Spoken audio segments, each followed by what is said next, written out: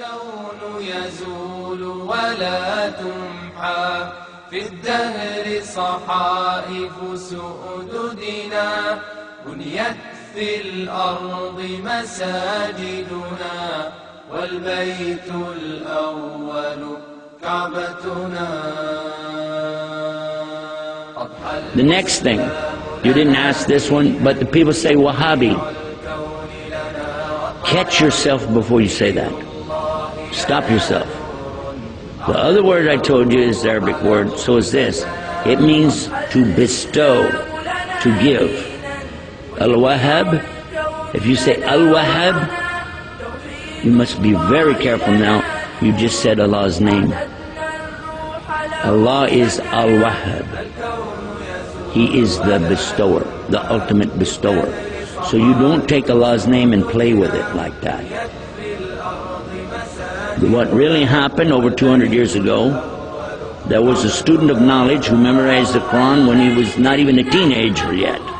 He studied all of the fiqh, jurisprudence of the Hanafi.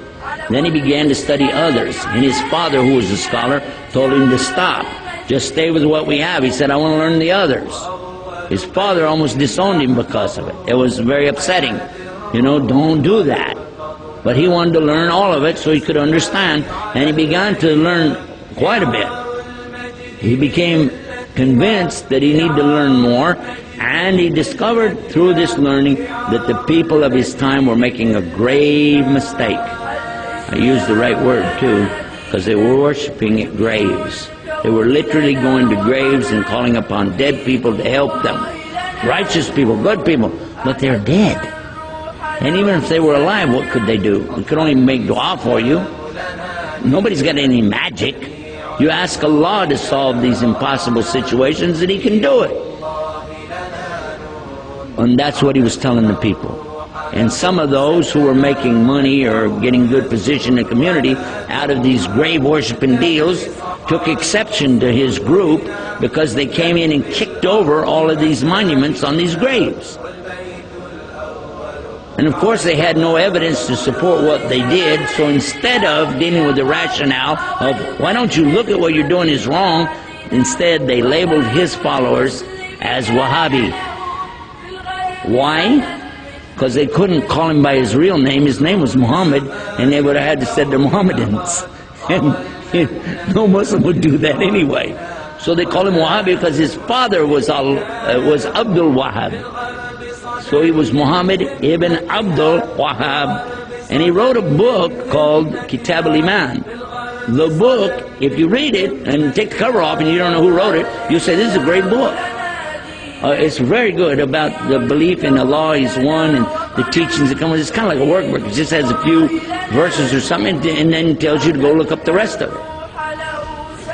And it was given to some scholars who were attacking and saying, these Wahhabi people, so and so on. So what do you think about Kitab al-Iman? So it's a bad book, don't read it. It's okay.